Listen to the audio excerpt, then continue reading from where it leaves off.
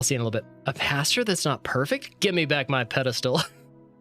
Right? Yeah, exactly. That's one of the craziest things about being a pastor is that everyone expects you to just never mess up, to be this like perfectly pious person who always reads their Bible, who's like spends 18 hours a day in prayer, and you know, like a pastor is just a person. Don't put a pastor on a pedestal. Put them on your prayer list. Pray for your pastor because pastors need prayer. I can tell you, as being in pastoral ministry for 13 years, my wife and I, our kids, we've had to walk through so many things with churches, with church people. Pastoral ministry is, it requires a lot of prayer, not just from the pastor, but from the people. Pray for your pastor.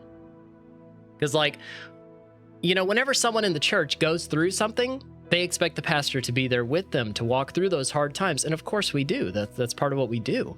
But you know what? We're people too. And we go through hard stuff. And who's there crying on the bathroom floor with the pastor? Nobody. The pastor goes through stuff too.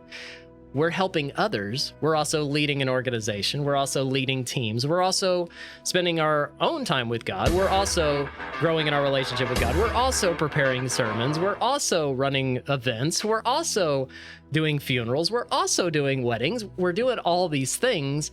And